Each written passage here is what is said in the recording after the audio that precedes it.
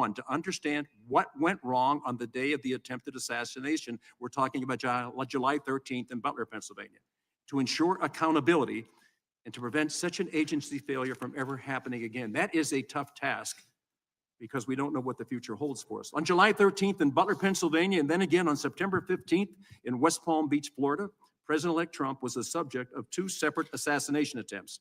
Butler, Pennsylvania is not only within the district I represent, but it's also my hometown where I grew up and have fond memories of playing American Legion baseball on those grounds. I attended the July 13th rally with my family, my wife, one of my sons, and 3 of our grandchildren. The assassination attempt of President-elect that day has left its mark on our community and those that were in attendance that day. We lost Corey Competore, a volunteer firefighter who was dearly missed by many. His wife, his 2 daughters, woke up that day with the excitement of being able to travel to Butler, which is only a few miles away from their hometown, to experience an event that they really were looking forward to. 4 people were in that car that morning. That night, only 3 were in the car. Mr. Competore died. Our local law enforcement agency were wrongly smeared in the media for helping with the rally security. The Secret Service Zero mission failed on July 13th, and more trust in our federal agencies was lost. But the news is not all bad. After the departure of Secret Service's former director, Kimberly Cheeto, new leadership has taken responsibility for failures. Director Rowe, thank you. And has been called out the complacency in the agency. Choosing a path of cooperation in pursuit of the truth, the Secret Service made every single employee this task force requested available for interview. The Secret Service's own mission, accountability review, is a credible self-critique and substantially consistent with the findings of the task force. When tested again with a second assassination attempt in West Palm Beach, Florida on September 15th, the Secret Service security redundancies, while not flawless, got the job done and kept President-elect a safe distance from harm. On October 5th, President-elect Trump returned to the stage in Butler, Pennsylvania with members of his own family. The differences between the planning, coordination, and execution of this event compared to July 13th were like the difference between day and night. The task force upcoming report includes a few dozen recommendations for Secret Service and its parent agency, the Department of Homeland Security, as well as Congress. In less than 5 months, the task force has conducted 46 transcribed interviews with local, state, and federal officials, participated in over a dozen briefings with relevant agencies, reviewed approximately 20,000 pages of documents, visited the site of the July 13th assassination attempt in my hometown of Butler, and the site of the September 15th assassination attempt in West Palm Beach, Florida. It also went to FBI laboratories in Quantico, Virginia, to examine the physical evidence from the July 13th attempt.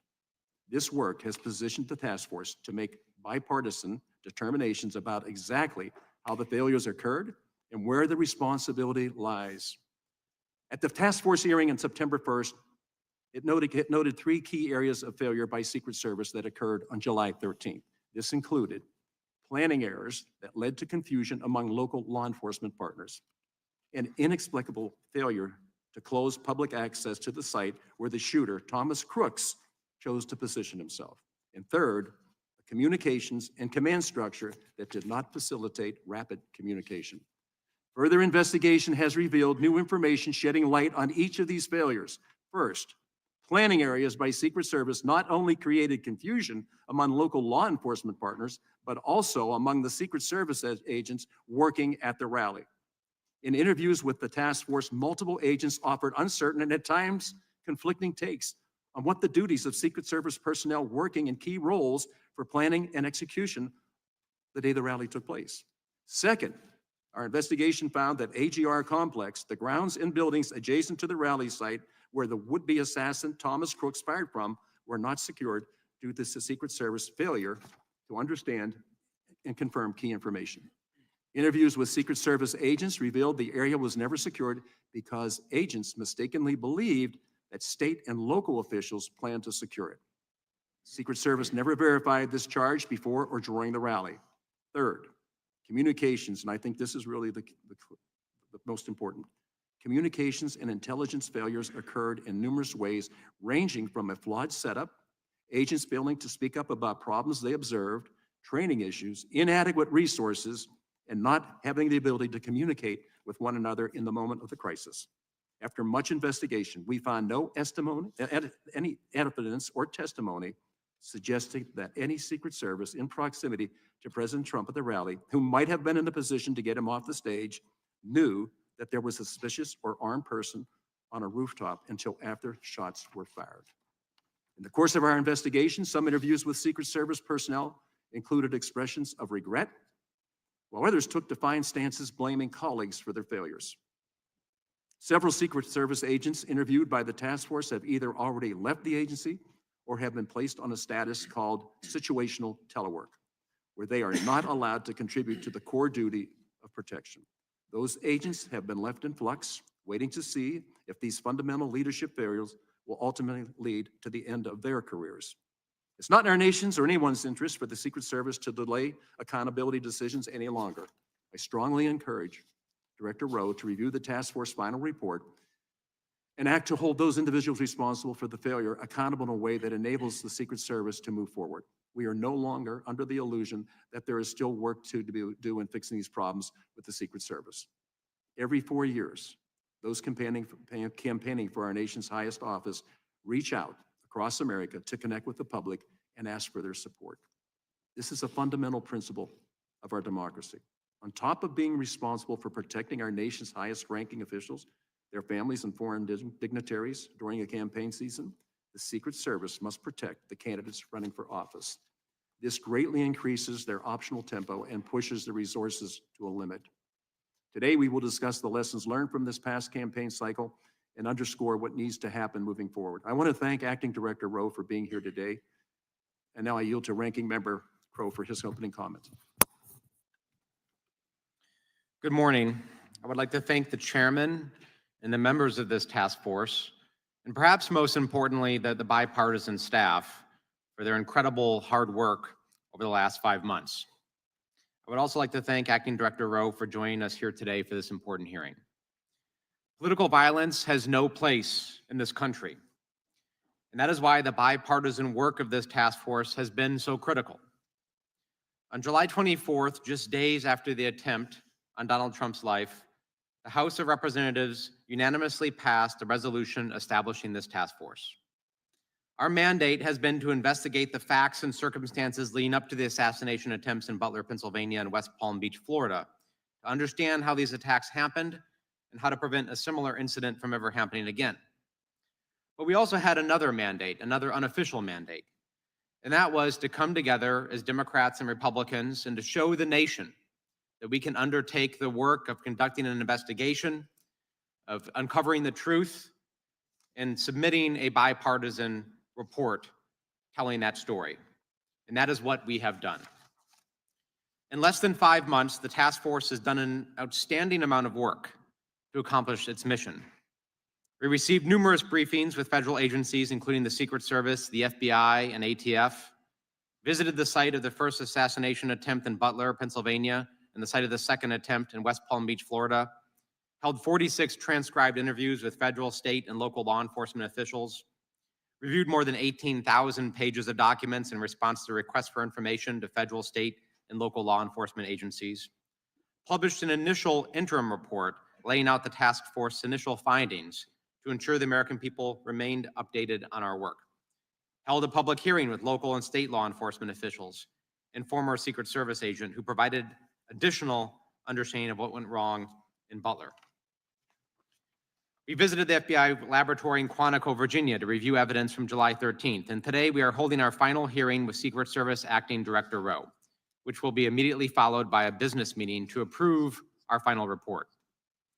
Although we received more cooperation from some federal agencies than others, we have been able to firmly establish the facts leading up to and on the days of both assassination attempts, and to make recommendations that will help prevent a tragedy like the one in Butler from happening again.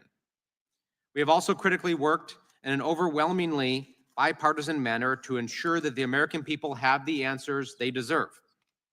I am proud of this process and the work that we have done.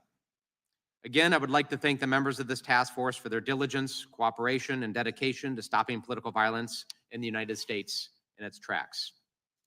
I look forward to a productive conversation today with Acting Director Rowe about what the Secret Service and Congress can continue to do to protect our nation's most senior leaders.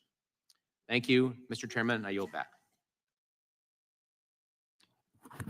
Thank you, Mr. Crow. I do. I want to just take a moment before we ask the director to swear in.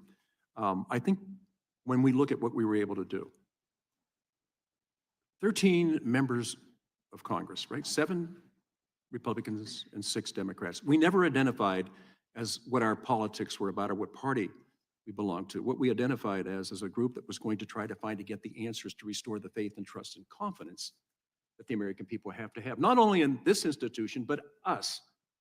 And the other thing is, you've already mentioned it, 30 staff members have worked tirelessly since that creation. And while we weren't able to be here because we're in primaries and we're in general elections and we're running all over the country, they never left. They stayed and they did all the work. So I can't tell you how proud I am of this group. They're the ones that should get all the credit. We get the chance to sit here. We'll take the blame, but I think I'd rather take the blame and give others the credit for the success. So let's go ahead and move forward. But I want to thank the staff, everybody that's here today. You guys did one heck of a job. Thank you for your dedication. Now we're going to introduce our witness. Today we are joined by Mr. Ronald Rowe Jr., Acting Director, U.S. Secret Service. Director, we appreciate you being here today. Now, will you please stand and raise your right hand? Do you solemnly swear or affirm that the testimony that you are about to give is the truth, the whole truth, and nothing but the truth, so help you God? Let the record show that the witness answered in the affirmative. I now recognize Mr. Rowe for his 5-minute opening remarks. Director, I think we talked about this. We're going to be flexible on the time. Thank you, Mr. Chairman. Good morning, Chairman Kelly, Ranking Member Crow, and distinguished members of the task force. I appreciate the efforts of this task force, and I thank you for the opportunity to appear before you today. July 13th was a failure of the Secret Service to adequately secure the Butler Farm Show site and protect President-elect Trump. That abject failure underscored critical gaps in Secret Service operations, and I recognize that we did not meet the expectations of the American public, Congress, and our protectees. And they rightly have that idea based on how we performed. President-elect Trump was wounded. A cowardly and despicable act killed 1 person and critically injured 2 others. And I join you and all Americans in condemning the horrific assault on President-elect Trump, Corey Comparator, James Copenhaver, and David Dutch. And I extend my deepest sympathies to the Comparator family. Since becoming acting director, I've worked tirelessly to address what I believe are shared goals with the task force, to understand what went wrong on the day of the attempted assassination, to ensure accountability, to prevent such a failure from ever happening again. The recently completed mission assurance inquiry thoroughly investigated the specific actions and inactions that led to the assassination attempt. 4 areas of deficiencies were identified: communications, protective advance processes, command and control processes, and coordination with external entities. The mission assurance inquiry identified failures by multiple employees that warrant disciplinary action. The quality of the advance work and preparation for the Butler Farm Show visit absolutely did not meet the expected standards of this agency. Let me be clear. There will be accountability, and that accountability is occurring. It is an extensive review that requires time to ensure due process. And the pace of this process, quite frankly, it does frustrate me. But it is essential that we recognize the gravity of our failure. I personally carry the weight of knowing that we almost lost a protectee, and our failure cost a father and husband his life. I have reflected extensively on the agency's substandard performance during the advance for the Butler rally. I have implemented numerous systemic and strategic changes to prevent these failures from ever happening again. It has been my singular focus to bring much-needed reform to the Secret Service, to be an agent of change, to challenge previous assumptions, and while doing so, also ensuring that the brave men and women of the Secret Service have the resources, leadership, and assets that they need to be successful in carrying out our protective mission. A full list of actions is itemized in my prepared testimony, but these changes have included providing the highest levels of Secret Service protection to President-elect Trump throughout the remainder of the presidential campaign, expanding the use of unmanned aerial systems for aerial observation at venues, expanding the use of counter-unmanned aerial systems technologies to mitigate the use of a UAS as a kinetic attack vector, expanding the use of ballistic countermeasures at Secret Service protected campaign sites, a directive to mandate unified command in a singular location for all protective sites, something that was not done on July 13th in Butler. We are operating in a heightened threat environment with expanding protection requirements, and this requires a shift in the Secret Service's levels of protection, readiness, and sustainability. The paradigm shift focuses on elevating protection, prioritizing training, strengthening our workforce, and increasing accountability. The elevation of protective operations ties directly to how the work performed by special agents in the field directly relates to our protective mission. The field officers serve a critical role in everything we do operationally, to include protection, protective intelligence investigations, and enforcement operations, among many other important responsibilities. Recognizing how operationally integrated that field offices are, I'm directing an organizational change to shift the Office of Investigations to the Office of Field Operations. This is not simply a semantic change. Establishing the Office of Field Operations is an opportunity to reset our thinking and perspective about the role field offices play in protection, and to enhance our operational and inform protection and protective activities.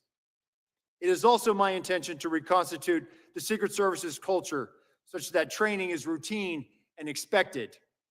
That was how it was done when I was operational on the Presidential Protective Division. And somehow along the way, we became disproportionately operational in comparison to time allocated for training. As I have publicly stated, the Secret Service historically has had to manage its operations by doing more with less. That is not consistent with achieving a no-fail mission.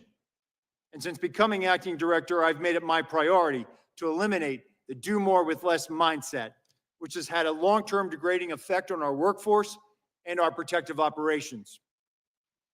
The Secret Service is making progress on this thanks to Congress.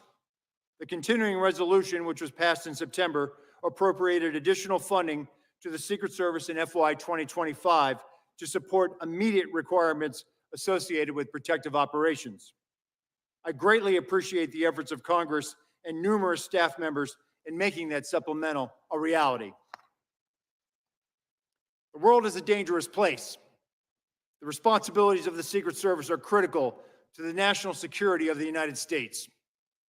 It is important that decision makers fully recognize and appreciate the vital role and significance of the Secret Service in our nation's security. The terrorist, the nation-state actor, the sniper, the lone gunman, the lone wolf gunman, they must be lucky once.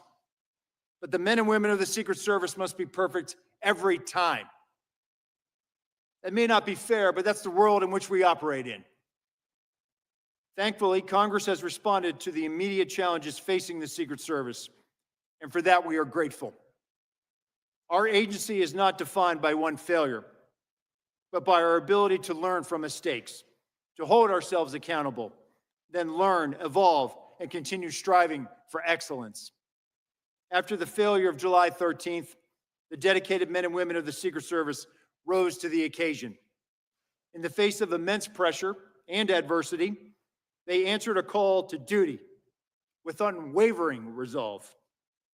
And I want to express my gratitude for the extraordinary dedication and hard work of our special agents, uniformed division officers, mission support personnel, They all persevered when the demands of the mission surpassed anything they or their families have ever been asked to take on. Their commitment to the mission, even under such challenging circumstances, is nothing short of inspiring. I am truly honored to serve alongside such a remarkable group of individuals. Mr. Chairman, I will submit the remainder of my statement for the record, and I look forward to answering the questions of this committee. Thank you. Thank you, Director Rowe. I'm now going to recognize myself for 5 minutes. First of all, I want to thank you for your testimony. Of all the areas the Secret Service reviewed after July 13th, what do you think was the most concerning failure of that day, looking back on it? And had you been the one developing the game plan, what different moves would you have made strategically to ensure that it was a safe and secure area? So I think what is glaring to me is the failure to recognize the significance of the AGR building, to recognize the significance of proximity to what was perceived to be the middle perimeter of the site. The lack of recognizing that, the failure to effectively communicate, as you stated, and some of the findings of the task force, to effectively communicate to local law enforcement that we need to have uniform presence out here, that we shouldn't have people that close, unscreened, on the curtilage of our site, not having better line of sight mitigation, having something scrim along that fence line that was to the 3 o'clock, having uniformed law enforcement presence out there, having special attention measures by those law enforcement officers. That, to me, is glaring. And those are basic tenets, fundamentals of what advance teams are supposed to identify. They are supposed to identify hazards, risks, and then mitigate those risks effectively, either by using law enforcement and coordinating assets, or taking matters and making sure that it is mitigated and that risk is taken out of play. We did not do that on the 13th. Post July 13th, there was a renewed focus on that, making sure that supervisors were engaged, that we provided assets, that we had enabling UAS, platforms in the air. That was the difference on October 5th that you saw with your own eyes, sir. You know, first of all, I want to thank you for your testimony. Of all the people that have weighed in on this, myself, my wife, 3 of my grandchildren, and 1 of my sons were there. I was on the grounds both on July 13th and October 5th. I want to reiterate what I said earlier. The difference is the difference between day and night. And my concern was, from the day the site was selected to when it was turned over to Secret Service, somehow that exchange, for whatever reason, the ability to coordinate the efforts between local law enforcement and federal agencies just seemed to be casual. I don't think local law enforcement knew enough about what was expected of them. I think that day they were doing what they thought they were supposed to do. And then afterwards, it's like, well, we should have communicated better.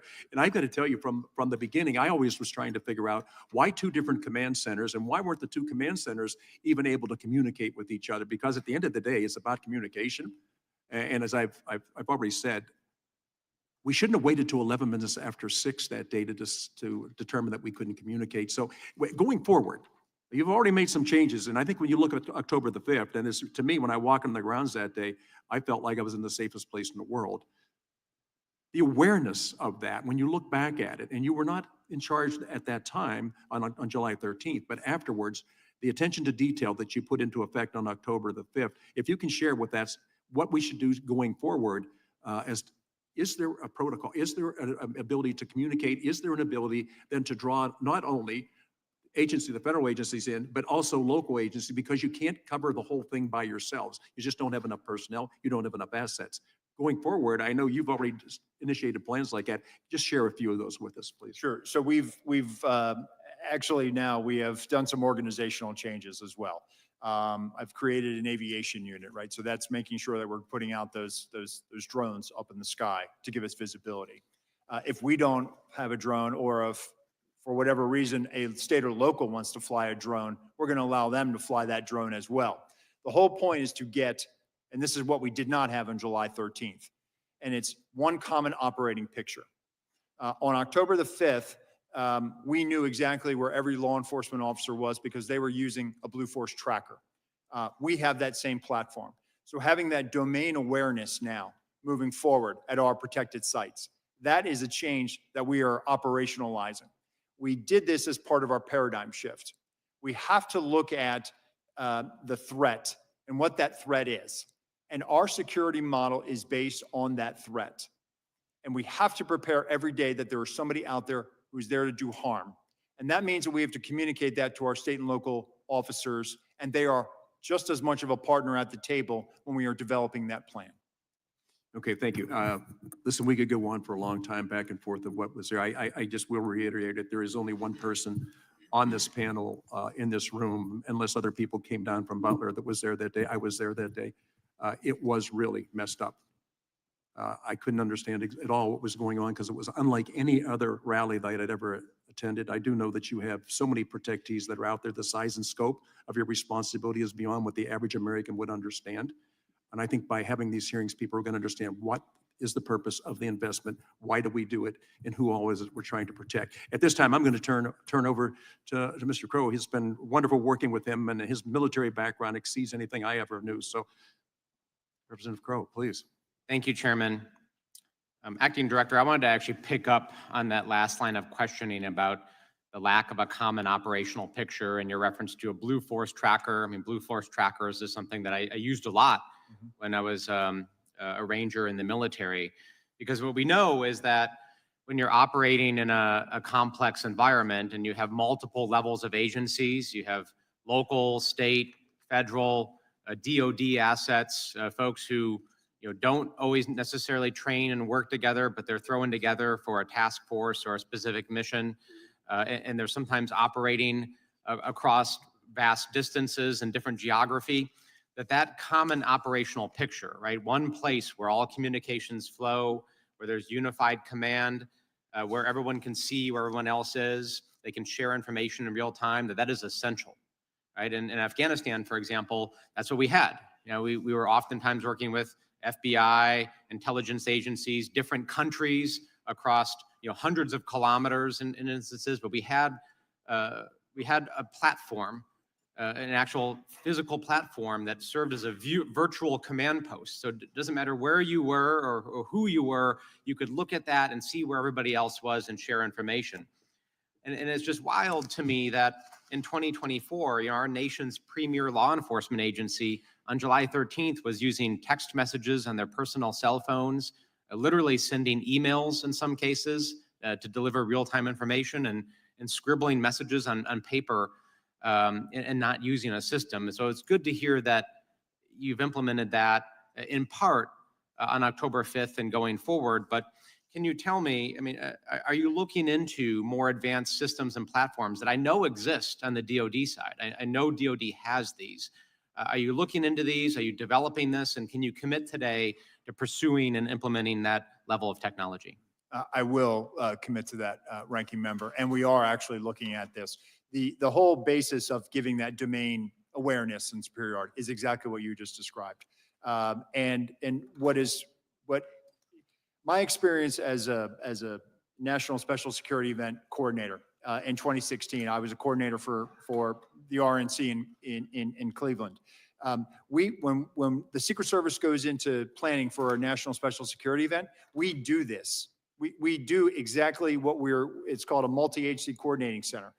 We have an incident log. We have a Blue Force tracker. We know where our partners are. We should be able to do this, and we can do this on a smaller scale. And so I've taken entities, for example, our radio operations. I've taken them out of a line of business directorate, and I've put them more closely aligned to an operational entity. And that same operational entity, our technical security division, they also handle our cameras, our sensors, our aviation. So it's all about making sure that we're looking at things in DoD world, and we rely heavily on DoD for a lot of our overseas operations. And so they are already down the road with a lot of stuff, and we are leveraging those partnerships and leveraging some of the other commercially available off-the-shelf stuff that's available right now. That is FedRAMP, that we can bring it inside our system. We are doing that work right now, and there's about 2 or 3 different systems that we're looking at right now, and one of them is a DoD system. Thank you. The last question I wanted to address was this issue of culture. And, I'm struck by the fact that there were numerous things that occurred on July 13th, and I'll just list some examples. One was the counter UAS operator did not have formal training on that system, and when it didn't operate, they just simply went without it being raised to anyone else's awareness. And the agent responsible for emplacing the counter sniper team placed the team that had responsibility for the sector that included the AGR rooftop, which is where the gunman fired from, placed it in a location where there was a tree blocking substantial portions of that rooftop, yet nobody said anything.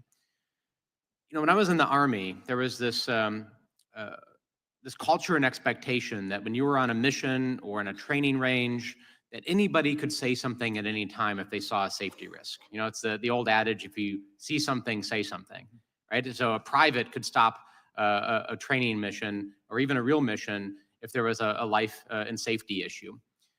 Commercial pilots have the same thing, that if you're in the cockpit, anybody can say, hey, there's a problem to the captain or stop something from happening. I'm struck by the lack of that culture on July 13th, that if you're a counter sniper and you've been placed in a position that actually doesn't allow you to see entire sectors of the position that you're responsible for, why aren't people saying something? And it happened on numerous occasions. So can you speak to that culture and how you change that culture so that folks speak up and everybody's empowered to make necessary changes on the spot if they need to? Sure. So first, it starts with training, a retraining, right? A re-education of folks. We have to do that. Secondly, we also have to make sure that we are more regularly doing hot washes, after actions on this. So one of the organizational changes, I've directed the Office of Protective Operations to initiate and stand up almost an auditing capability to regularly send out folks to evaluate how we're doing and also share findings with our Office of Training. What we don't want to do is we want people to understand, hey, we want to get better. We're not here to take punitive action against people just to gig you for something. No, we want to make the mission better. We want to do that. We do this, again, in our National Special Security Event construct. It's in policy that coordinator has to do an after-action report. We do some of these things informally, but we have to do this regularly. We have to do after-action reports, and we have to retrain our folks to say, it's okay to see something and say, hey, wait a minute, why don't we have that hallway covered? I will tell you that my time as a full-time agent on the president's detail, that was the culture. I don't know where we lost that, but you were always empowered. If there was 31 poststanders on that site, there were 31 different site agents, and you had a shared collective responsibility, exactly what you're talking about, for the integrity of that site. We have to get back to that. And I think training, which touches everything from the cradle of your career all the way to the end of your career, training is where we need to make that investment. Thank you. I couldn't agree more and appreciate that answer. I yield back. Thank you. Now recognize Representative Joyce from Ohio for 5 minutes of questions. Thank you, Chairman Kelly. And first, I'd be remiss if I didn't thank you for your Ranking Member Crow for the fair and honest way in which you've handled this matter, and to the distinguished colleagues I have here on this committee for the use of their background. Since my background seems to be in appropriations, and I happen to have chaired the Homeland Security Appropriations Subcommittee in 24, I'm pretty familiar with your budget. And so I think I want to go down that lane with you. In the September CR, Congress approved $231 million in supplemental funding for the agency led up to the 24 election in November. Acting Director, could you describe specifically how that funding was used? How did you prioritize where to allocate it, and how those decisions will impact the longer-term resource needs of the agency? Sure. So there were immediate needs that we used a portion of that money for. So we are submitting regular reports back to the Appropriations Committee. So they are closely tracking this, and we see this as an opportunity to prove that we can fiscally spend this money in a very responsible way. those immediate needs were, following July 13th, we made a request to the Department of Defense for increased air mobility support. That's a reimbursable agreement that we have with them. We increased our reimbursable agreements with other partner agencies to fill some personnel gaps that we had. Tactical operators from other agencies from across the department, other support when it came to counter UAS, support for screening with the TSA. So as we brought up the president-elect and the vice president, we brought them up to the highest levels of Secret Service protection, same level as the president. And so we needed that money for additional reimbursable agreements, requests for assistance that we have with other agencies. We've also started moving money out to acquire more materials that we needed.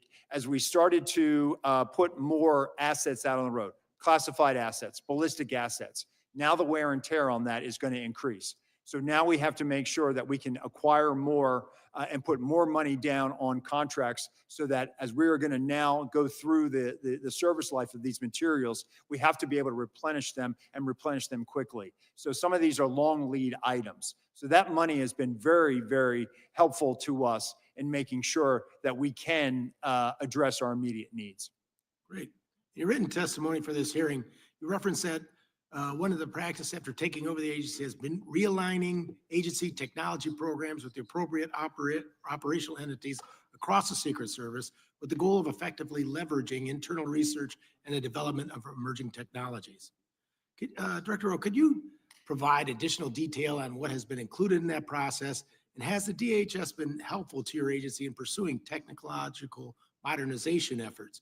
Have you worked with the Science and Technology Directorate or any of the DHS components to evaluate available technologies already being used by the department or any recent developments in these emerging technologies? Yes, yes, we have, Congressman. So S&T has been very helpful to us with our technical security. We actually use some of their money to do some sandbox testing of things that we're looking at. Many years ago, we had an Office of Protective Research, and that office did a lot of R&D, did a lot of evaluation of things. There was a reorganization more than a decade ago, and that research element within the Secret Service kind of went away. It was ad hoc. We often relied on other partners, DoD, for example, to do a lot of research, DARPA and other entities. One of the things that I wanted to do was to create our own in-house ability to do applied research so that we are working with other agencies formally, like S&T, like DARPA, like others in the military that are operationalizing a lot of technologies. And so one of the things that we've done, and one of the things I'm trying to do is put the secret back in the Secret Service, but there's been media coverage of this, so I'll talk about it. Right now at Mar-a-Lago, we've started using a sensor array, an autonomous robot that's out there walking the seawall right now. It has a sensor package. We will use it at sites. We've started using it. And those are the types of technologies that have been out there, that have been in DoD world for years. We need to start leveraging those resources. And so the use of the autonomous canines down there right now is just one example of that. I'm glad to hear that. I was disheartened to hear what some of the things that were brought up before about the failure of communication. I thought after 9/11, we cured that and we'd have uniform platforms and all law enforcement, especially at activities such as the ones that Secret Service are involved in, are in communication all the time. So I'm glad to know that you're at least using these funds to try to progress the integrity of your communication system network-wide. Thank you. Yield back. Thank you, Mr. Joyce. Also I recognize right now Representative Correa from California for 5 minutes. Thank you, Mr. Chairman. I want to thank you and our ranking member, Crow, for holding these important hearings today. And Director Rowe, I want to thank you for the good job you've done in the very limited time that you've had being where you're at. I want to talk a little bit, sir, about culture, morale, and turnover. When you think about the Secret Service, you're talking about the elite, the best of the best. We've all watched those movies on TV. Secret Service agents take bullets for candidates. You're kind of the guardians of democracy. You make sure that it's the votes, the voters, and not an assassin's bullet that determine the outcome of elections in this country. And yet we hear that agents are demoralized, overworked, exhausted. 2022, 2023, largest turnover in decades in the Secret Service. And today, 60% of your agents have less than 10 years experience. 30% of your agents have less than 5 years experience. You got a short runway here to get up and running. How can we make Secret Service officers proud again? Get their morale up again. All of us have heard about those crazy parties in Colombia and other places that are really not deserving of a Secret Service reputation. How do we turn that ship around, sir? Yes, sir. So we actually have really turned the tide on our hiring. I will tell you, our applications are up. The one thing that And I want to say that's not only your problem, because we've stepped up, given you $231 million in the latest CR. So what else can we do? How can we fix this? Yeah. So we closed out FY24 on the plus side, first time for a net gain, over 200 agents, around 200 agents or so. We've increased our net, and we've been able to hang on to our veteran agents. Part of that is by giving them a retention incentive, which we just rolled out now. We're able When to you say hold on to them, is that because people are, you got retirements coming up, or is it people just want to leave the agency?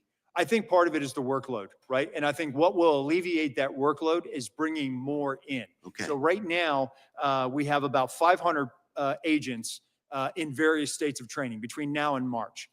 We are going to onboard another 400 by June, and we're going to onboard 200 uniform division officers by June.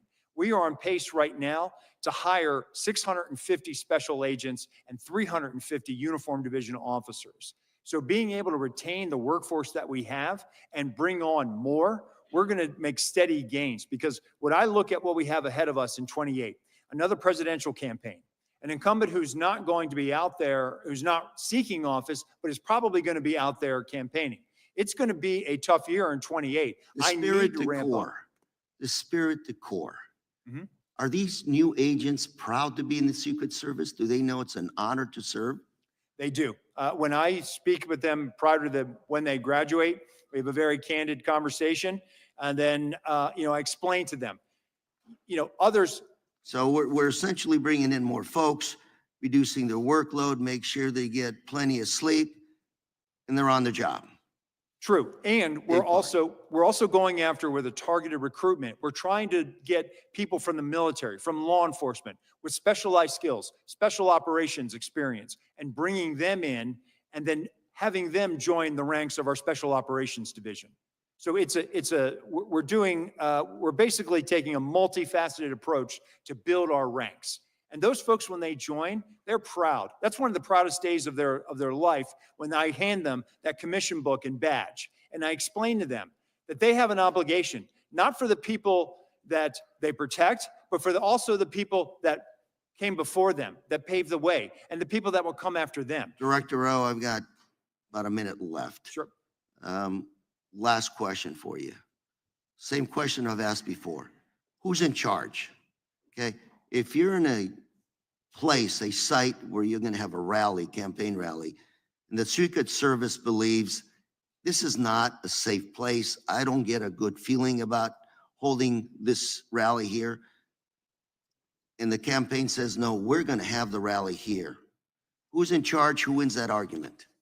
Listen, ultimately, it is the Secret Service responsible for creating that safe environment. That's not my question. If that environment is not completely safe, do you have veto power over the decision to hold that rally at that place? We do. And we do have those conversations with staff. So you can tell them, you're not going to have the rally here, you got to move somewhere else. We do that. Yes. Just want to make clear. So you can do that. You have that power. We do. And it is a conversation. They have the same objective. They want to keep their protection. Because that's not what I've heard before, but I will take your word for it now and we'll discuss it further later on. Thank you, sir. Chairman, I'm out of time. Thank you very much. Thank you, sir. Now to recognize the gentleman from Louisiana, former sheriff, maybe still sheriff, the only member of law enforcement that sits on this panel. Mr. Higgins, you're recognized for 5 minutes. Thank you, Mr. Chairman. I was a captain in the sheriff's office, but I appreciate the promotion. Mr. Director, I appreciate your responsiveness to my personal outreaches to you in the months that we've looked into this. You have been accessible, and you helped me with some ballistics investigations that I was working on. You helped me personally, and over the course of the last several months, I've come to have a high degree of confidence that you are very focused on making the necessary adjustments to culture and policy and technology capabilities within the Secret Service in order to mitigate against threat at a heightened level as we move deeper into the 21st century. I think you have stepped into a difficult chair at a time of incredible challenge, and you've done so with quite courageously. And I say again, you've been very accessible. That's important to members of Congress, because when we feel like we're closed out from the executives that we are efforting to work with and to provide appropriate oversight, we don't appreciate that. So you're to be commended, I believe, good sir, for the character that you've shown in stepping into your chair at a difficult time and in the way you have interacted with Congress. So you stated that we are, quote, living in a state of heightened threat. I agree. And I would ask you to compare that to how we balance that with freedom as it relates to the Secret Service's particular mission of protecting protectees or VIPs. We do not expect nor want to live in a prison state. Some of my colleagues mentioned it's not completely safe. Let me say there's no such thing as completely safe. You have to mitigate against threat. And you mentioned 2 levels of failure. I'm going to ask you to address one of them, which I concur with. You mentioned the AGR building proximity and communications failures. So I'm going to shift to communications failures on J13 and ask you to address what you have done to respond to the failure to deliver local radios as provided by Butler County ESU, set aside for the Secret Service that were never retrieved. You had isolated assets on rooftops that had no direct radio communication other than the delay through their command post and their cell phones. But it would have been very easy for them to have a local radio up on a roof. That didn't happen. That cost seconds and impacted the results of the entire day. So what have you done to address that? So we've implemented a PACE, primary, alternate, contingency, and emergency. And also making sure that, for example, the snipers, our counter snipers and local snipers are actually co-located. So that's to cut down on that, to make sure that they are standing next to each other so that there is clarity of communication between them. And then also, if exchanging radios and making sure that we have their radio and can hear what they say in clear communications. Yes, sir. So sharing radios was part of your pre-mission plan for Butler on J13. So the failure to execute the pre-mission plan has impacted us here. You actually had the planning in place, but it wasn't executed on that day. We would see that. Reasonable man will see that as a failure of on-site leadership to follow through with the agreed to plan. How are you addressing that within the culture and the policies of the Secret Service to make certain that something like that does not happen again? And I'll yield the remainder of my time for your answer. Sure. So the Office of Protective Operations and our Office of Field Operations now, that is something that they ensure that we have, that either shared incident command posts, and then where we have partners with special operations division entities that are supporting us, that there is somebody with us, and we either have their radio or they are with us, and we are testing those communications in advance to make sure that they are rock solid. Thank you for your clarification on that very important topic of radio communications. Good, sir. Appreciate you being here. I yield, Mr. Chairman. Thank you. We now recognize Representative Dean from Pennsylvania for 5 minutes of Mr. questions. Chair, if I may, can I introduce some articles into the record at this time? Certainly. First one, an exodus of agents left the Secret Service unprepared, New York Times. Second one, more high-ranking officials in Secret Service stepping down, CNN. Acting Service Director responds to critical new reports about security failures, NBC News. Agency in crisis, NBC News. And final one, Secret Service touts protection improvements as election looms. Thank you. Without objection, so ordered. I now recognize Representative Dean from Pennsylvania for 5 minutes. Thank you, Chairman Kelly. And I want to personally thank you and Ranking Member Crow for how you have conducted this task force with the seriousness and the nonpartisanship that you brought to it. I also do want to echo the thanks to the staff, the extraordinary work of this bipartisan staff over these many weeks and months. And I want to acknowledge the tragedy that was July 13th. I thank you, Director Rowe, and all of your talented agents for so seriously looking at what failed.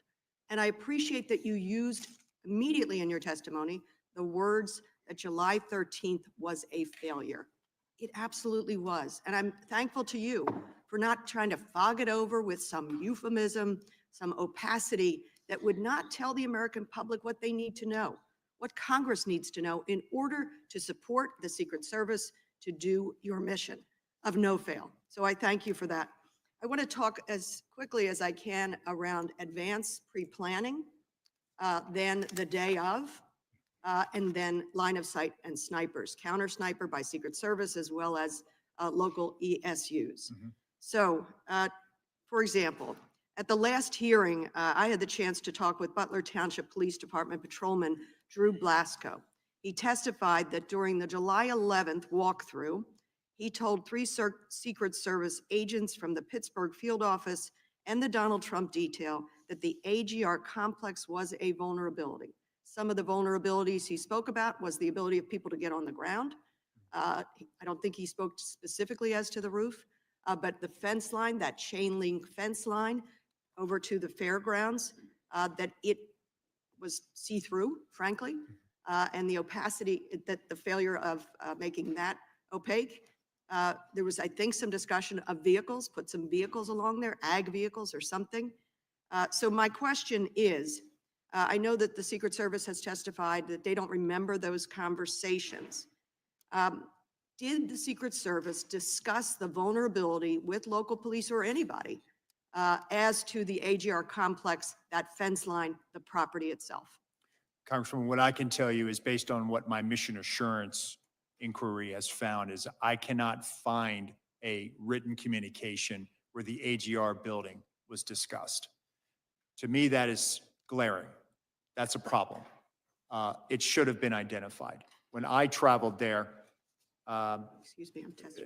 a day after I was named as the acting, and as I'm walking around, and when I went up on the roof, and I'm looking at the proximity to the site, I was taken aback by the fact that that was not secured. So my answer to you is I don't have a written record of that. And so in the future, would those kinds of vulnerabilities be written down? I mean, they can be verbaled, but at some point, somebody should be taking notes. And that leads me to my second set of questions, which is the day of. What happens when Secret Service comes to the site and they see these vulnerabilities, that transparent fence line, a property completely unprotected so that people could walk through, get closer to the stage, to the president, than those who had to wait in line to go through magnetometers? Who is in charge when you get on the property to say, we got a problem over here on the left-hand side? Yes. So we are clarifying the policy about who is in charge. And the current policy states that the advance team is responsible under the direction of the field office SAC. That's in policy, that they are supposed to identify risks and mitigate them. But is there sort of a tick-tock where you say, okay, we're on the property, that we've got the president coming in, and have we checked all the boxes in terms of the protection of this space? As a good site agent, you should be there when the site is being built, things are being placed. And then if things are not where they should be or where you thought they should be, it should be escalated up to the detail second supervisor who arrives ahead of the protectee. Or there is a mechanism. It was not exercised in this situation. Okay, and then I know my time's running out. Two quick things. The failure to coordinate with Butler and Beaver ESUs, the emergency services units. One was up on a rooftop across the way, the other inside the AGR building. That's a baffling miscommunication to me, a failure of direction for them. And I want to end with this, which is where I began. When Ranking Member Crowe and Chairman Kelly separately called me about serving on this task force, I was struck by the final thing that the chairman said to me in terms of our mission here. It is, of course, to identify the failures, to identify what Congress can do to strengthen the resources you need. But it is ultimately to make sure we can restore faith in institutions as essential as the Secret Service. So that is our ultimate mission here. And of course, to protect lives. The fact that we lost Mr. Comparator, 2 others grievously injured, others traumatized, unable to, with joy, go participate in our political system without fear of violence against candidates, protectees, or themselves. We have to restore faith in institutions like yours. And with that, I yield back. Thank you, Ms. Dean. I'm now going to recognize the Chairman of Homeland Security, Representative Green, for 5 minutes. Thank you, Chairman Kelly, and I want to commend you and the ranking member Crowe and the task force staff for the hard work they put into investigating this critical security failure that led to the assassination attempt that wounded President Trump and 2 rally attendees in Butler and tragically took the life of Corey Comparator. The Secret Service has a zero-fail mission. July 13th was the closest that a would-be assassin has come to killing a current or former president since 1981. President-elect Trump escaped death by millimeters. As this task force has discovered in the course of its thorough investigation, critical errors in the planning and the operations for the July 13th rally allowed a lone gunman to open fire at President Trump and rally attendees. These security failures reveal the need for significant reform at both the tactical and agency-wide level to correct these vulnerabilities and enhance the Secret Service's ability to carry out its protective mission. I do want to thank the acting director. Right after the first attempt at Butler, I think that next Monday, the Committee on Homeland Security was standing on the site. And at that point, the then director had never even been to the site. I'm not sure she ever got to the site before resigning, but within a day of what happened in Florida, you were there. So I appreciate the delta in leadership there. We appreciate the hard work and bravery of the men and women of the Secret Service who have served tirelessly during a busy election season, and it is our hope that this investigation leads to a Secret Service that is stronger and better prepared for its mission. Obviously, the biggest failure, you brought it up, was the AGR building, the failure to the line of sight issues that were related to that. What's specific to that failure, the miss of that risk? I mean, that a basic training private and infantry would know about 360-degree security. What specifically have you done to make sure that never happens again? Yes, sir. So one, with this paradigm shift, going with the threat model and looking at the fact that we have to be able to provide the highest levels of protection to any of our protectees based on that threat. That means that we bring the full resources of what the Secret Service has. Our Special Operations Division operators, which consists of our counter snipers, our counter assault team members, and other members, and other entities within the SOD. So by shifting this paradigm to making sure that those assets are available so that when site agents are out there, they actually can, they don't have this, well, I'll never request this because it's not going to get approved. No, actually, what I'm telling you, if you have a vulnerability that you've identified, make the request, because we are gearing up now to put everything we have to keep all of our protectees safe, because we have to be based on mitigating a threat.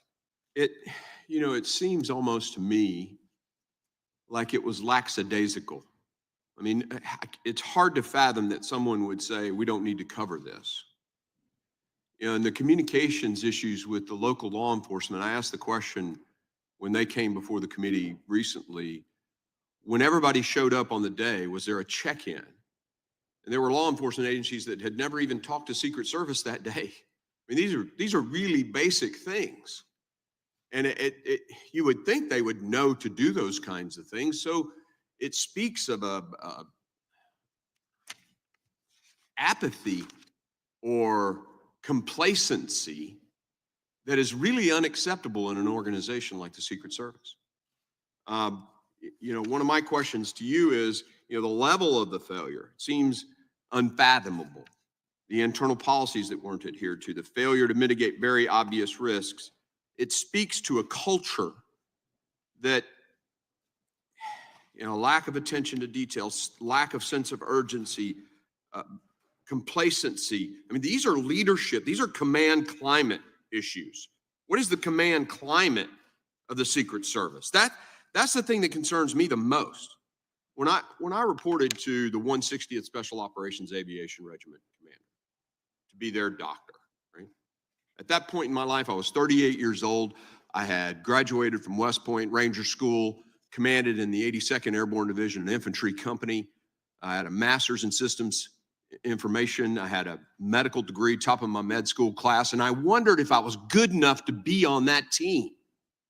That's what I'm talking about. Elite culture where everybody comes to work every friggin' day saying, I will do everything I can to make sure I don't fail.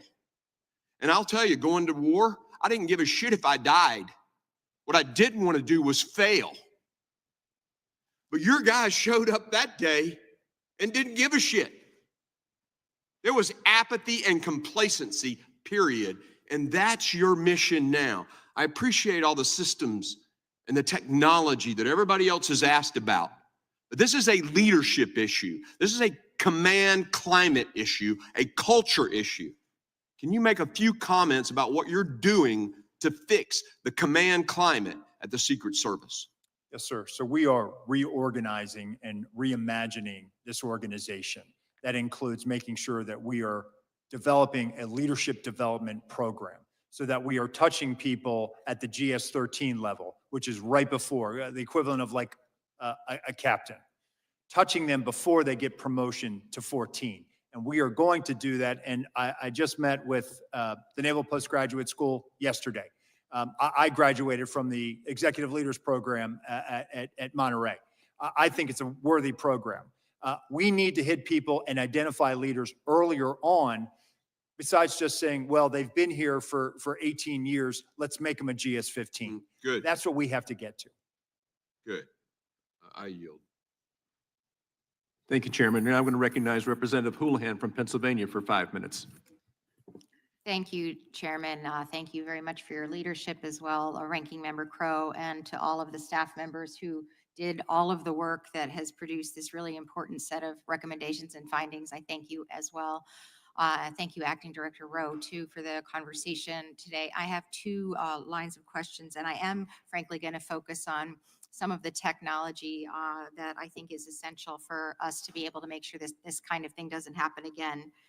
For roughly 11 minutes on July 13th, Mr. Crooks was able to fly a drone near the site of the Butler rally. The Secret Service equipment, as we all know now, that could have tracked it perhaps back to its origin wasn't functioning at the time of the flight. And you have testified in the U.S. Senate hearing that had the U.S. Secret Service counter drone equipment been working probably, quote, you may have possibly been able to stop crooks. We've also learned that requests from the agent responsible for the counter drone equipment for increased counter unmanned aerial systems capabilities and earlier access were denied as well. So several times today, and actually in your opening remarks, you talked a little bit about the different ways that state and local and you all work together in making sure that these locations are secured and your protectees are protected. But right now, state and local law enforcement don't have the legal authority to operate counter drone equipment to advance detection or mitigation. And actually, interestingly, in your opening remarks, you made a reference to the fact that you felt as though that might be something that they should have the ability to do. Would it have been useful if state and local law enforcement had additional capabilities and legal authorities to be able to conduct counter drone detection and mitigation to support the Secret Service, sir? I do, with proper coordination with FAA. Thank you. That's my first question, and there is several ideas in this Congress that are bouncing around to be able to give you those authorities, and I would love it if I could ask for your support in helping make sure that that happens. My next set of questions has to do with some of the testimony that we had in our first hearing, where I'm, unlike some folks here, my background is in engineering, and I focus a lot on emerging threats, cybersecurity, biotechnology, and biothreats. And I'm struck by the fact that we're kind of always trying to solve for the last problem that we had, and the last problem that we had was a sniper on a rooftop. And obviously things are evolving, threats are evolving, and your kind of work needs to evolve alongside it.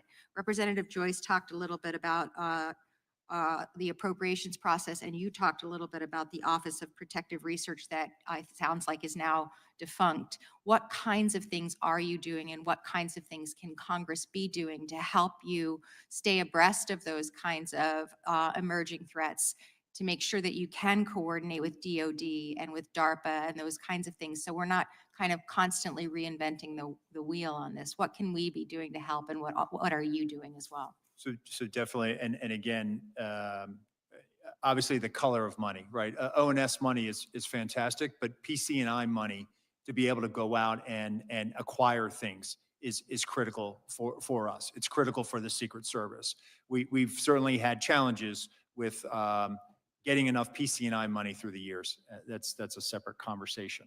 But being able to have an applied research element within the Secret Service now is going to be able to have us regularly now go out and interface with all these other entities, the private sector, Silicon Valley, others that are doing innovative things that can be helpful to us, because it's not just about physical protection, it's cyber protection as well. Absolutely, and to the degree that we can continue to be helpful with that and helping you with the color of money and making sure that you have those resources, please do let us know.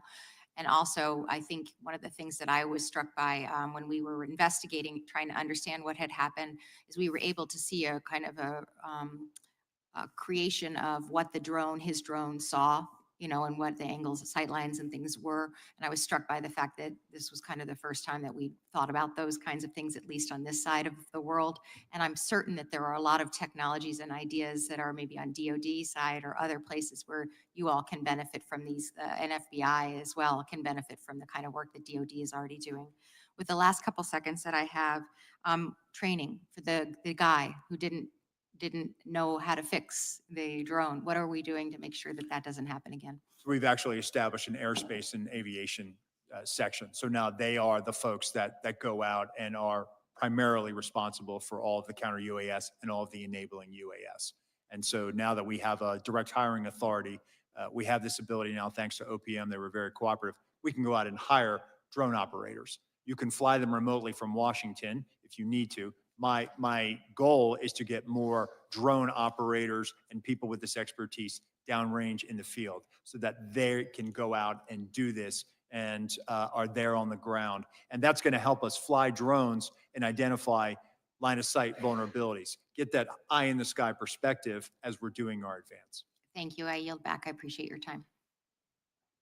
Thank you, Ms. McGlynn. Now recognize Representative Lee from Florida for 5 minutes. Thank you, Mr. Chairman, and thank you, Director Rowe, for being here with us today.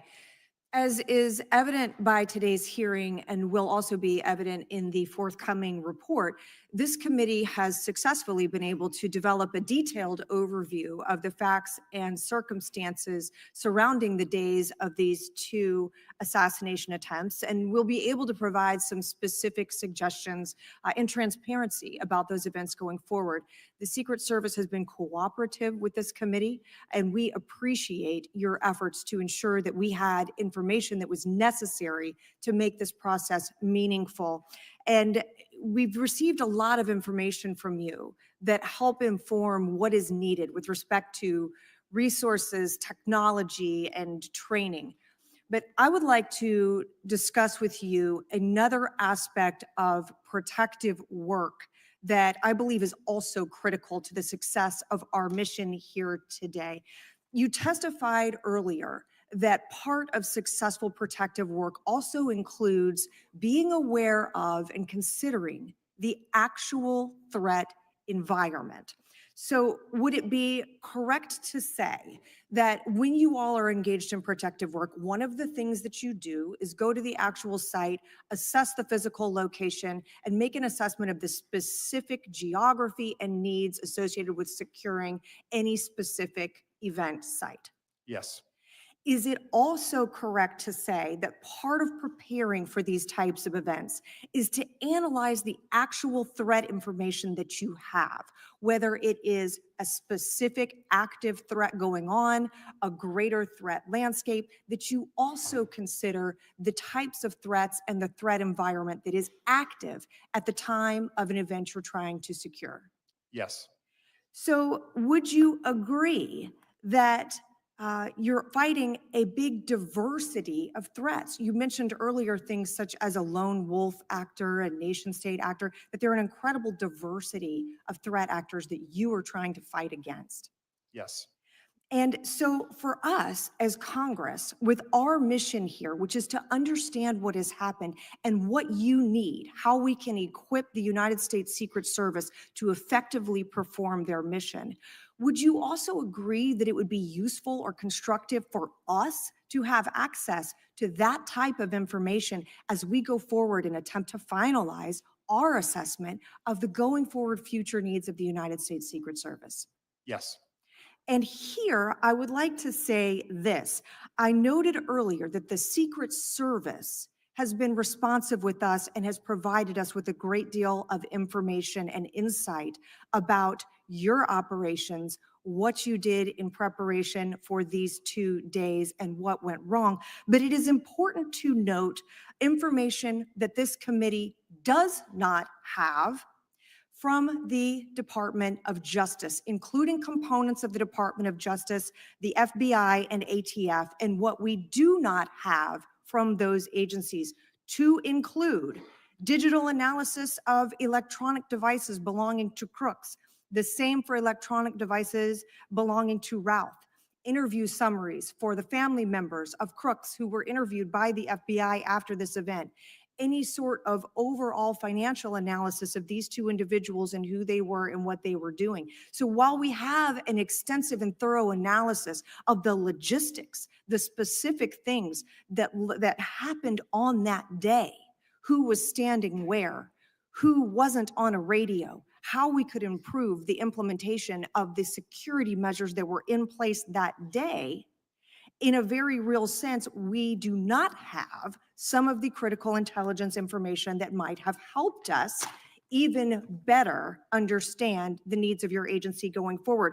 Our mission on this task force is to understand what went wrong on the day of the attempted assassination, ensure accountability, and prevent such a failure from ever happening again.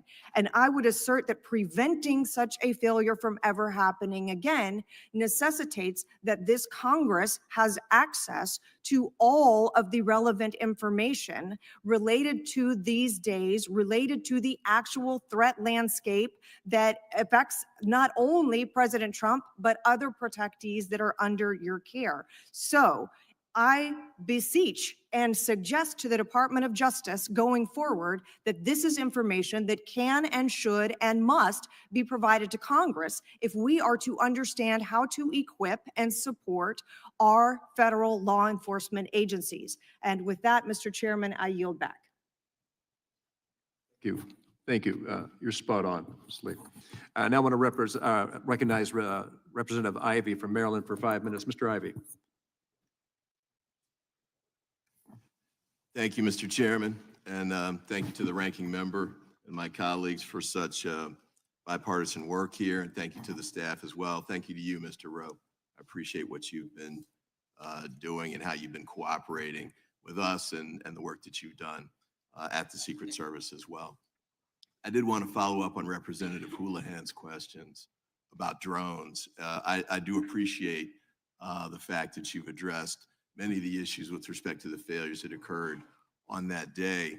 But I do want to be mindful of making sure we're not just fighting the last battle and we're looking ahead to the future, as Houlihan suggested as well. And I don't know that I want you to answer what I'm about to ask you, at least not in open session, but on October 7th, Hamas used drones to attack, actually to launch its attack against Israel. The drones appeared to me, and based on what I've seen in videos, to be relatively unsophisticated, relatively inexpensive, but very effective in carrying out that mission so that Hamas could breach Israel's front line and commit the attack that occurred later that day. And we've also seen what's happened with Russia and Ukraine with respect to the use of drones too. And frankly, we were seeing this before July 13th. Pretty extensively, I think. So one of the things I want to ask, use of drones for that day, I know we've talked about the visibility piece, I think was your word, reconnaissance and the like. But I want to hear from you, maybe not in public, but maybe in executive session, about the countermeasures that are available to the Secret Service to deal with drones that are used to actually conduct the attack. So not just sending information back, but as we saw on October 7th, could actually carry, for example, an explosive device that could be used on that day. Now, I know Chairman Green with Homeland Security, you've heard the passion he brings to this and the background that he has, and he's right, we did have a hearing on this at Homeland Security, not just that issue. And I know this task force dissolves, I think at the end of next week, but I'm hoping that we'll carry forward with this issue, and there are others too. I want to ask you quickly about the radio communications piece, because I know that wasn't, at least some of it wasn't recorded, which surprised me as a local prosecutor, federal prosecutor. The police recorded almost all of their radio communications just as a matter of course. And that was useful to us from a couple of standpoints. One was for prosecution of cases. We'd have actual live time recordings that we could use that we could present to a jury that confirmed the testimony that may have been provided to the jury at that time. But also from a management standpoint, you can go back and listen. And that's one of the first things I asked when we got this, the information was, where are the radio communications? I want to hear what happened that day. Now we had to settle for, the email communications and the like, the text messaging, the sort of things people did on an ad hoc basis to deal with the emergency in a quick way. I thought that was insufficient. And it seems to me that you should be recording these just as a matter of course for the reasons I stated. Body cams is another one to think about, I would say. I know that can be expensive in a way that radio communications are not, but also extremely valuable in the prosecution of the cases. You've got, there's nothing to prosecute with respect to July 13th, but there is with respect to Mar-a-Lago. And I don't know what the evidence there is, but that's the type of information that could be useful. And then with my last minute, I wanted to pick up on what Representative Lee raised a moment ago. This isn't really to you, actually. This is to my former colleagues at the Department of Justice. I recognize that in ongoing criminal investigations, there's a reluctance to turn over information too soon because it can undermine the investigation. You can tip off defendants and targets and the like. So you want to be careful about that. And I understand that. But I must say too, that there's some information that we didn't get, and she outlined some of that didn't seem to be connected to an ongoing criminal investigation. And I thought that we should have had access to that. And I'll note this as well. I've done some previous investigations, the Whitewater hearings, for example, when I was a staffer many years ago, where we were able to communicate with the independent counsel on an ongoing basis. And we did that in the wake of the Iran-Contra disaster, where they immunized Ali North, compelled him to testify. Department of Justice then ended up having to dismiss the case. It was thrown out of court because of the information sharing that took place. But even in the wake of that, Congress was able to work with the independent counsel and it can with the Department of Justice in making sure that we get the information that we need to handle these kinds of situations. Because this is about as serious as it gets from the standpoint of what we're tasked to do. This is extremely important work. We would need to make sure that our elections are controlled by ballots and not bullets. And this was relevant here. But thank you for what you've done and the work you've continued to do, the direction you're taking the Secret Service in. Mr. Chairman, thank you for allowing me to run over. And I thank all of you, all my colleagues here and the staff again for the outstanding bipartisan work that you've been able to do. Thank you, Mr. Ivey. Now we recognize Mr. Fallon from Texas. Thank you, Mr. Chairman, and thank you for the work that you and Ranking Member Rowe and the rest of the committee has done, and certainly our staff. Mr. Rowe, would you agree that the protection that President Trump was provided on the 13th of July was wholly and tragically negligent? The site plan was abysmal to the point of derelict. And on the 13th of July in Butler, Pennsylvania, the United States Secret Service not only failed President Trump, but Corey Comparatori and the American people in historic fashion. I would. In the months leading up to July 13th, who was the director of the Secret Service? Kimberly Cheatham. Okay. Other than former Director Cheadle, who was the most senior Secret Service agent? In the agency? That would be me. I was the Correct. deputy director. In the months leading up to the July of 24, were you made aware of highly credible intelligence that a serious and grave threat to President Trump's life from an adversarial nation state? There was a very serious threat. In this open setting, Congressman, I can't discuss what I was or was not aware of. Well, former Director Cheadle said she was aware. So I would imagine by extension you were aware. You said in open session that. I would point to Director Cheadle's. All right, so prior you were aware. testimony. So we have a unique circumstance here because we had a former president of the United States who is the leading candidate at that time to be the next president of the United States, and he will be now that we know. And he was being threatened by a foreign nefarious nation state because of actions he took while he was president of the United States. Very unique circumstances. So being that you were aware of these unique circumstances, did President Trump, was he provided a security detail akin to what a sitting president would receive? At that time, he was not. He was not. Would you agree that if there was a counter-surveillance unit there in Butler on the 13th, he would have been safer? I think if there was a counter-surveillance unit advance that was on the ground, it could have aided the advance team in identifying the AG. So he would have been safer? President Trump Yes, would have been yeah. safer? Yeah, okay. I don't think this would have even occurred, but be that as it may, did the president's detail request a CSU, to your knowledge? I'm not aware of a request for CSU. Now, was the threat from the nefarious nation state disseminated to agents in the field and in the protective details? I'm just pausing, Congressman, because I'm trying to walk our tightrope here in an open setting. What I can tell you is that the Secret Service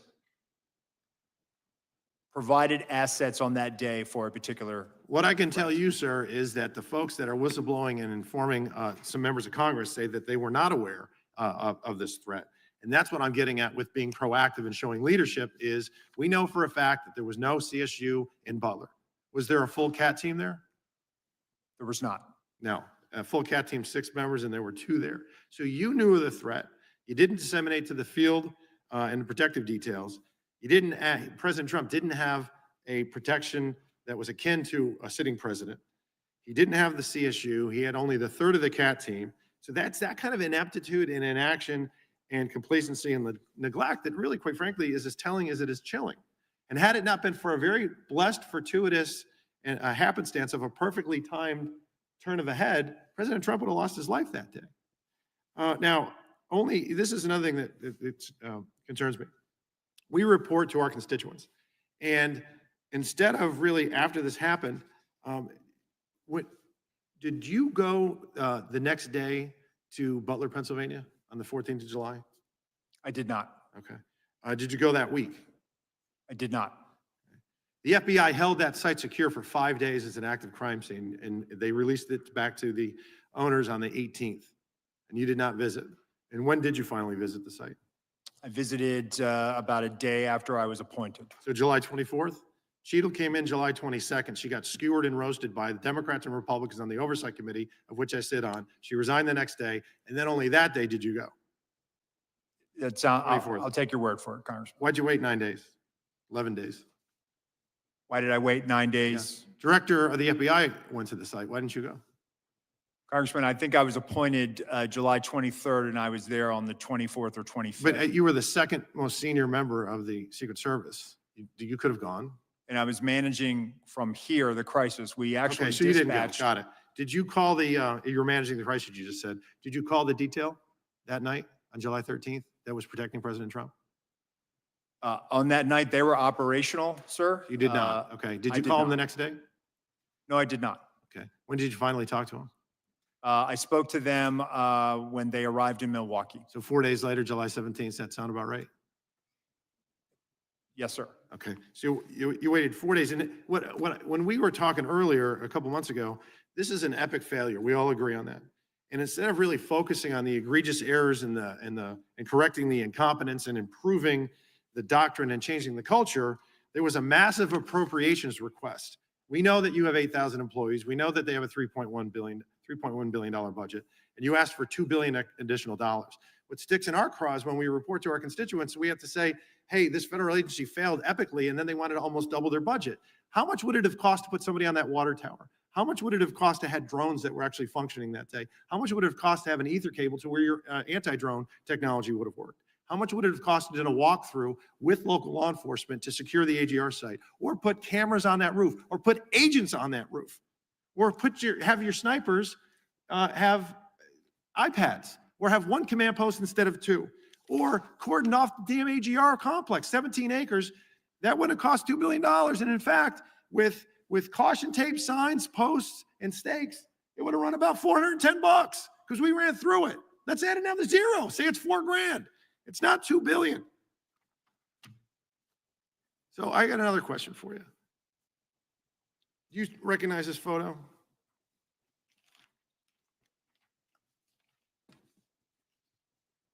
Yes, sir, I do. Okay. Was that the remembrance of September 11th? It was. Was it in New York? It was at Ground Zero. Okay. Who's usually at an event like this closest to the President of the United States, security-wise? The sack of the detail. Special agent in charge of the detail. Were you the special agent in charge of the detail that day? Actually, let me address this. Could you please, staff, leave that? Oh, no, leave that one up with the circle around me. Thank you. So actually, Congressman, what you're not seeing is the sack of the detail out of the picture's view. And that is the day where we remember the more than 3,000 people that have died on 9/11. I actually responded to Ground Zero. I was there going through the ashes of the World Trade Center. I was there at Fresh Kills. I'm not asking you that. I'm asking you, Congressman. were you the special agent in charge? To show respect You were not. for a Secret Oh, Service that's a bunch of member horse hockey. that died on 9/11. Oh, that you're trying to be. Do not invoke 9/11 for political purposes. Oh, I'm not. I'm invoking this. You are, sir. Gentlemen, And you are out of line. I would like to ask him a question, please. You are out of line, Congressman. Don't try Way to out of bully line. me. I am an elected member of Congress, and I'm asking you a serious question, and you were I playing am a politics. public servant who has served this nation, and You spent won't answer time the question. on our day, on our country's darkest Mr. day. Chairman, Committee will come Do not to order. politicize it.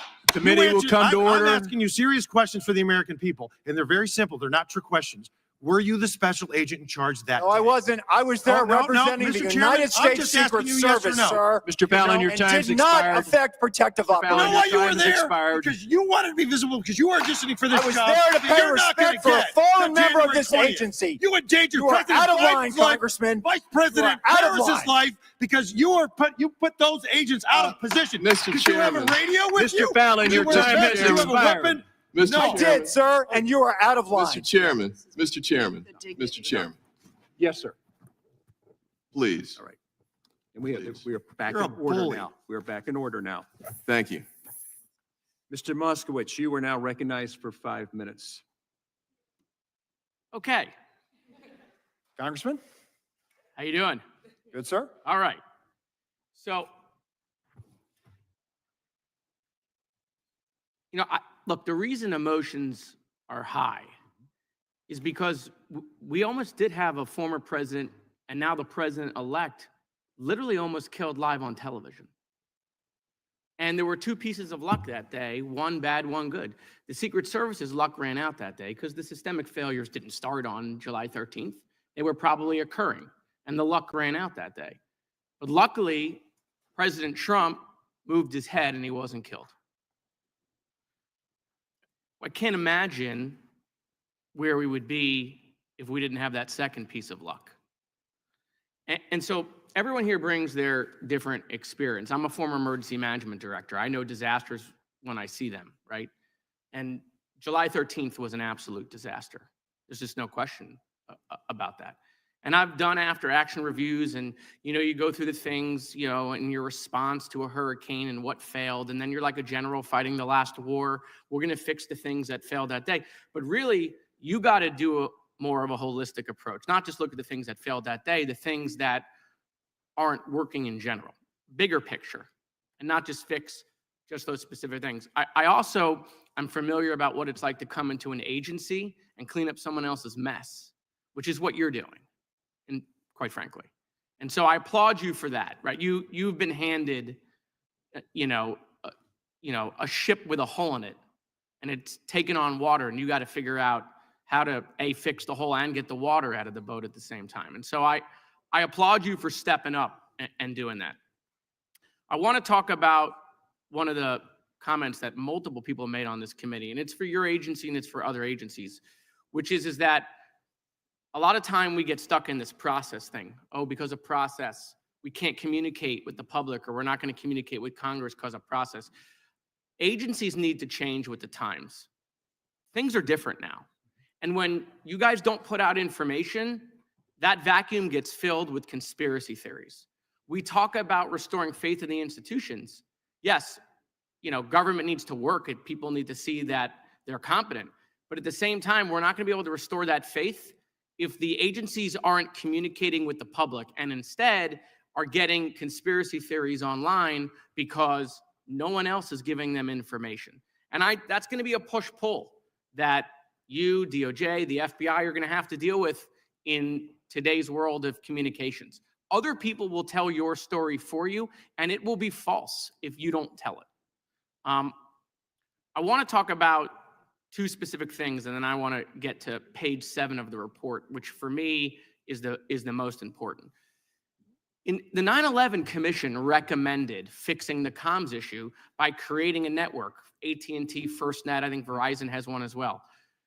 We knew about the comm failures that day, the throttling the radios, people on different systems.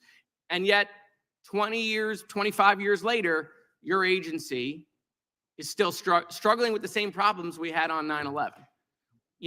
Officers using their own personal cell phones, not on the network that was made for emergency personnel, which would have worked that day. Procurement. I want to talk about procurement because it's something that most people don't think about, and it's not sexy. And I did tons of procurement when I was the emergency management director. One of the reasons why we have this problem, and it's not just at the federal level, I saw it at the shooting in Marjorie Stoneman Douglas at my high school between the city police versus the county, the sheriff's office, is everyone's doing their own procurement. Every city, every county, every state, every federal agency, every sector is doing different procurement. And you're all hiring different companies with different systems, and no one talks to each other. Computer systems, radio systems, whatever it is. we're not going to fix this problem until we figure out how to do more of a comprehensive procurement for multiple agencies to get them on the same systems. And so that's a system piece, but I'm telling you, we're not going to fix this problem until that happens. But I want to talk about page 7 of the report. There's a line in there, and I'm not going to ask you to comment because I know what the answer will be. I've been through this. Page 7 of the report says Congress must consider whether the Secret Service investigative obligations can effectively coexist with its primary protective mission and whether the agency's investigative functions should remain within the Department of Homeland Security. Yahtzee. And I will tell you that Homeland Security was the right to create it. Senator Lieberman was right. It has a core function. It should exist. We need to foster communication between our agencies, but I would surmise that the Department of Homeland Security has become too big. It can't function. It's 22 agencies, and it's just gigantic. And every director, administrator of FEMA that I've talked to, when they were in the agency, wouldn't tell me that. But as soon as they left, they would say, we can't make the changes that we know we need to make within FEMA because we can't get it done within Homeland. And so I'm going to be filing a bill the first day of next Congress to remove FEMA and Secret Service from Homeland Security and make them direct reports to the White House. I think the changes you want to make, I think you'll be able to make them quicker if you're not within Homeland. And so if we really want to talk about having our agencies respond faster, having our agencies fix these problems that didn't just exist on July 3rd, probably existed a year ago, 2 years ago, 3 years ago, 5 years ago, we have to be serious about breaking up Homeland Security. We have to realize that a 22 agency department cannot function efficiently. So it's quite frankly the reason why I joined the DOJ committee, to some people's misconception. I joined it with a specific focus on trying to fix Homeland because that's where this conversation is going to happen, right? And so while we look at the report, I would tell you not to overlook page 7. Everything we've talked about technology, everything we talked about, everything Representative Green talked about culture, right? You actually had a funny line. You said you want to put the Secret Service, you want to put the secret back in Secret Service. I think Representative Green was making sure you don't forget about the service piece also, right? But I think you got to get outside of Homeland. I do. And I'm not going to ask you to comment on that because trust me, I've had 100 conversations, and when they're in public, they're very different than when they are in private. Everyone knows that Homeland is not working in its current condition. But you know what happens? Everyone wants to protect their sacred cow. Staff on the Homeland Security Committee, right? They won't let it happen. Homeland doesn't want to let it happen because they'll want more. 22, they'll take 30, right? I mean, it's just the way it's working. So, you know, Mr. Chairman, I want to thank your leadership running the committee. I want to thank Ranking Member Crow. I think the report is very important. I think we've done it on a bipartisan basis, but I really want to hit this point home. If we are serious about making these changes, then we got to get serious about we have an agency that is not functioning in Homeland because it's just too big. Thank you. I yield back. Thank you, sir. Before we close, I wanted to turn to Ranking Member Crow for his brief closing remarks. Thank you, Chairman, and thank you to the members for this hearing. You know, this was an overwhelmingly bipartisan, productive hearing. I mean, the questions from the members were serious and robust, and clearly they took their charge to learn the issues and to dive into the investigation very seriously.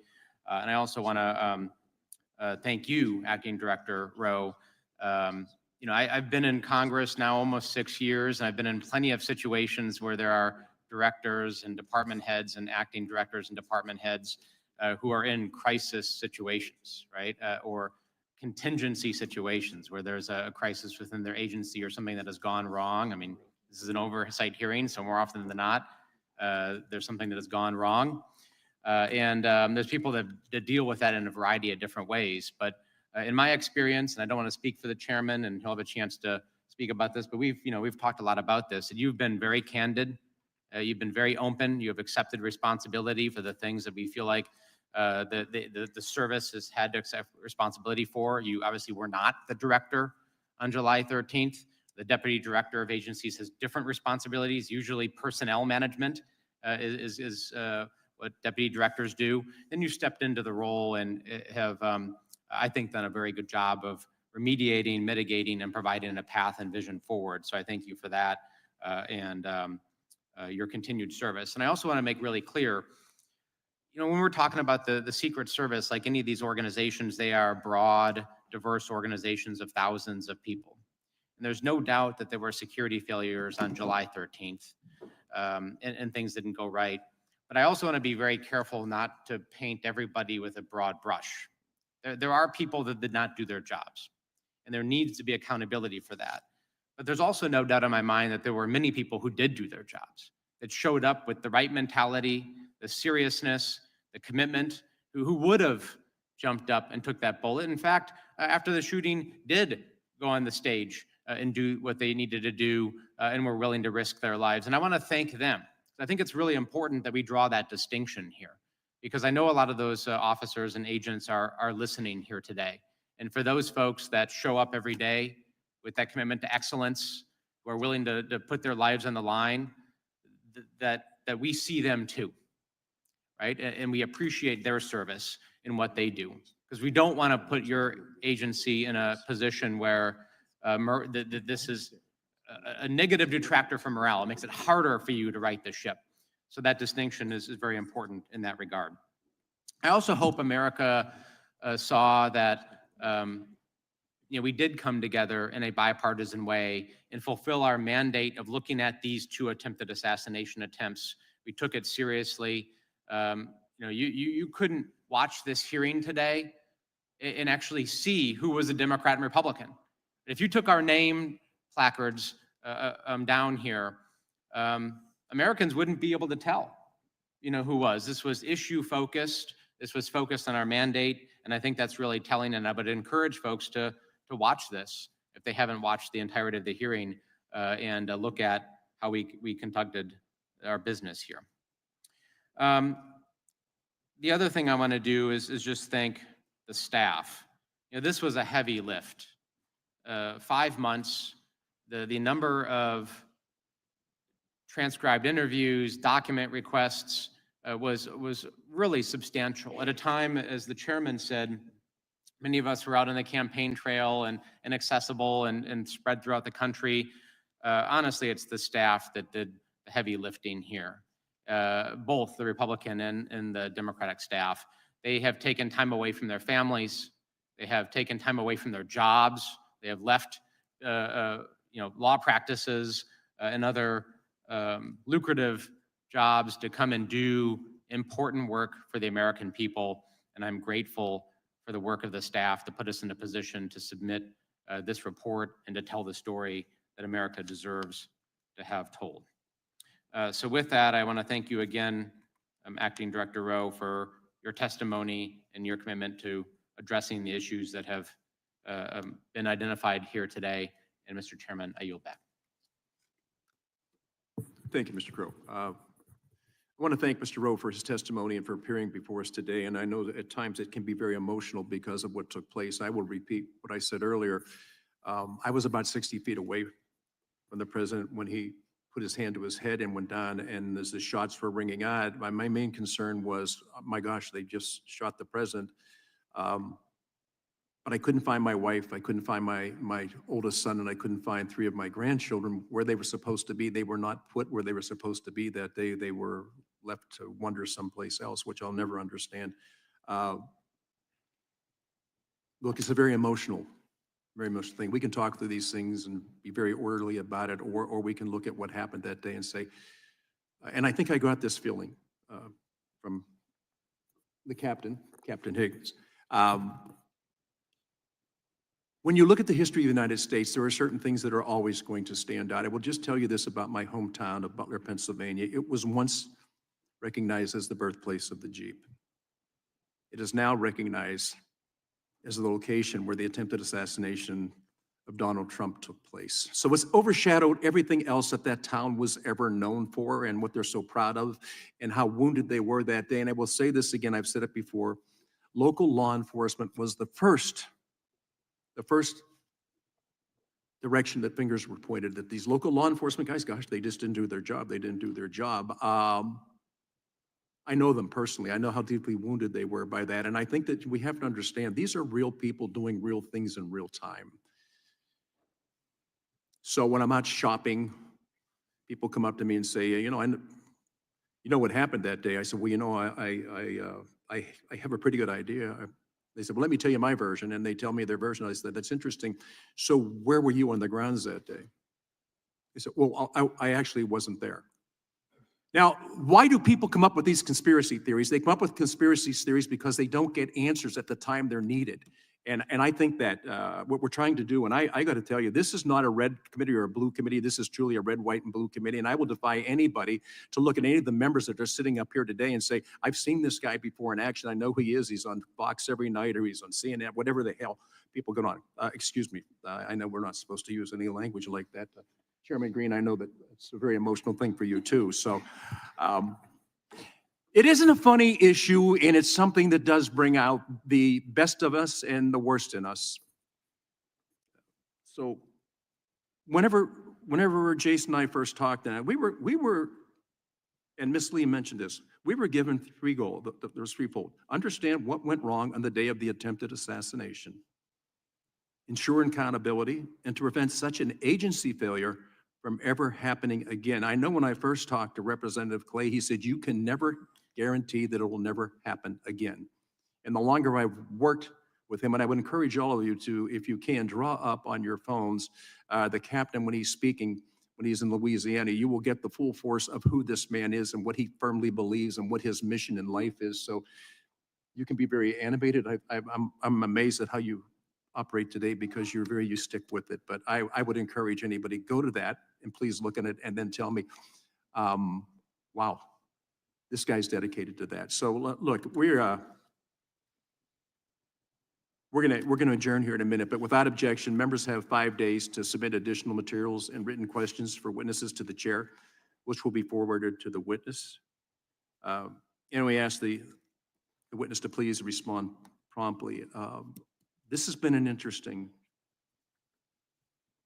time. And I know we're supposed to close, but I think that because Jace hit on it, the efforts and the time and the dedication that this team has put into this is incredible. I'm not talking about members because, as you know, we had an election coming up, but these members never left here. They spent hour after hour after hour, thousands and thousands of pages, written testimony. It is incredible what took place, but you'll never see that because that's not the headline. The headline is we had a really dedicated group of patriots who said, I will step out of my normal life, and for the next 4 months, I will dedicate myself to getting the answers that the American people need to have. From the very first, we are suffering from a lack of confidence, trust, and faith in our government. If we can't do these things and bring it back out and go to the American people, we know you had questions, we've got you the answers. That was our whole purpose in doing this. And so I look back at it, and I will again, I'm going to mention this. At the end of that day, my brother lives at the end of the runway, by the way, and on those fields. My 9-year-old grandson, Charles, said to me, Grandpa, why would anybody try to kill President Trump? I said, Charles, I can't answer that question. He said, they must be crazy. This was a 9-year-old, and people asked me, what was the effect on your grandchildren? I said, I got to tell you, as their grandfather, I'm appalled that they ever had to see that. As a member of Congress, it strengthened my resolve that, you know what, we can go beyond this. We can be better than anybody imagined we could be, and we can accept the fact that we failed that day and understand that everybody on this panel had one goal and one goal only, and that was to restore the faith and trust and confidence that the American people need to have in our agency. So I want to note that the task force will hold its business meeting following the conclusion of this hearing, and we will adjourn the hearing and reset the room for the business meeting. We're going to take 15 minutes, so I think it's drifted a little bit beyond. I said 11:50. What? Okay, 11:50. We'll reconvene. Again, I want to thank Director. Thanks for being here. I know this is a difficult position to be in. Thank you. Thank you, sir. Without objection, the task force stands adjourned.